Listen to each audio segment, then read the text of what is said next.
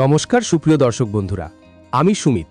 আমার ছাদ বাগানে তোমাদের সবাইকে জানাই অনেক অনেক ভালোবাসা ও স্বাগত। বন্ধুরা, আজকের আমার ভিডিওর বিষয়বস্তু হলো অপরাজিতা গাছের ফেব্রুয়ারি মাসের সম্পূর্ণ পরিচর্যা। বিশেষ করে যাদের পুরনো অপরাজিতা গাছ শীতকালে একেবারে শুকিয়ে গেছে, পাতা নেই, ফুল নেই, শুধু শুকনো ডাল দাঁড়িয়ে আছে, তাদের জন্য আজকের ভিডিওটা খুবই গুরুত্বপূর্ণ।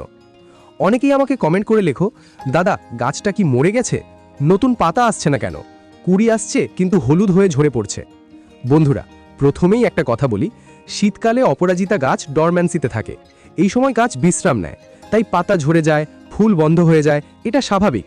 কিন্তু আমরা অজান্তেই ভুল করি।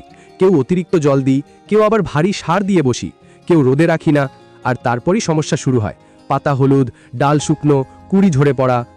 আজকের ভিডিওতে আমি একদম স্টেপ বাই স্টেপ দেখাবো ফেব্রুয়ারি মাসে কি কি কাজ করতে হবে, কোন ঘরোয়া অর্গানিক খাবার দিতে হবে, ঠিক কতটা পরিমাণে দিতে হবে, কতদিন পরপর দিতে হবে, এবং কোন ট্রিক্স ফলো করলে গাছ ঝোপালো হবে ও গ্রীষ্মকাল জুড়ে প্রচুর ফুল দেবে।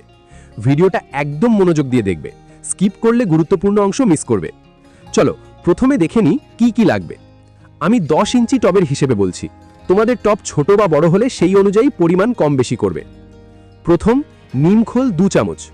দ্বিতীয়, ব্যবহার করা শুকনো চা পাতা 3 চামচ, না থাকলে ফ্রেশ চা পাতা 1/2 চামচ অথবা কফি পাউডার 1/2 চামচ। তৃতীয়, সরিষার দানা গুঁড়ো 1 চামচ। চতুর্থ, পরিষ্কার জল। এই কয়েকটা জিনিস থাকলে যথেষ্ট। এবার প্রস্তুতির কথা বলি। সরিষার দানা আগে মিক্সিতে ভালো করে গুঁড়ো করবে, তারপর একদিন রোদে শুকিয়ে নেবে। কাঁচা অবস্থায় সরাসরি দেবে না, এতে গরম হয়ে শিকড়ে সমস্যা হতে পারে। ব্যবহার করা চা পাতা হলে আগে পরিষ্কার জলে ধুয়ে নেবে, দুধ চিনি যেন একদম না থাকে, তারপর রোদে ভালো করে শুকিয়ে নেবে। এবার আসি গাছের কাজের কথায়। স্টেপ নাম্বার 1, গাছ পরীক্ষা করো। যদি কোনো ডাল একেবারে শুকিয়ে দেয়, সেটা কেটে ফেলো। ডাইব্যাক ডাল কখনো রাখবে না, কারণ সেখান থেকে রোগ ছড়াতে পারে। পরিষ্কার কাঁচি দিয়ে কেটে দেবে। স্টেপ নাম্বার 2, যদি আগে হার্ড প্রুনিং না করে থাকো, ফেব্রুয়ারির শুরুতেই হালকা প্রুনিং করে নেবে, এতে নতুন কচি ডাল দ্রুত বেরোবে। স্টেপ নাম্বার 3, টবের মাটি আলগা করো। উপরের 1 ইঞ্চি মাটি হালকা করে খুঁচিয়ে দাও, খুব গভীর নয়, শিকড় যেন না কেটে যায়। টবের চারপাশে একটা হালকা গ্যাপ তৈরি করে নাও। এবার খাবার প্রয়োগ।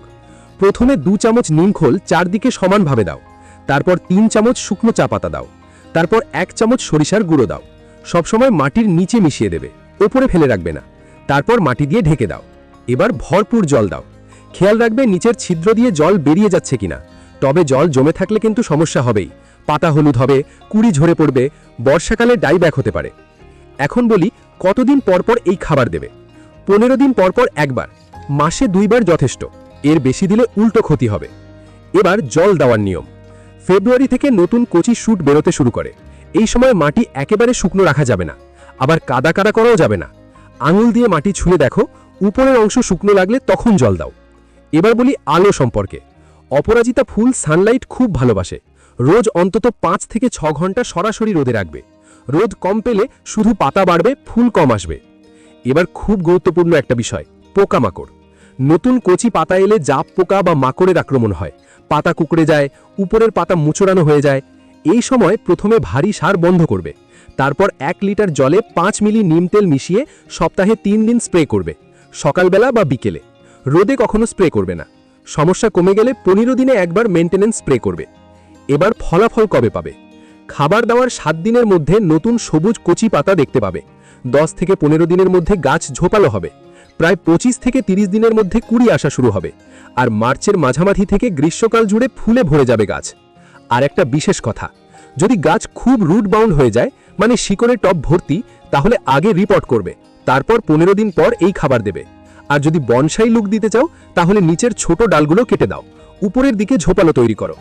বন্ধুরা, অপরাজিতা খুব শক্ত গাছ, শুকিয়ে গেলেও মরে যায় না সহজে। ঠিক সময়ে একটু যত্ন, সঠিক খাবার আর নিয়মিত নজরদারি, এই 3টেই যথেষ্ট। ভয় পেও না, একবার এই নিয়ম মেনে করো, নিজের চোখে ফলাফল দেখবে। আজকের ভিডিওটা কেমন লাগলো অবশ্যই কমেন্ট করে জানাবে। তোমাদের গাছের অবস্থা কেমন সেটাও লিখে দিও।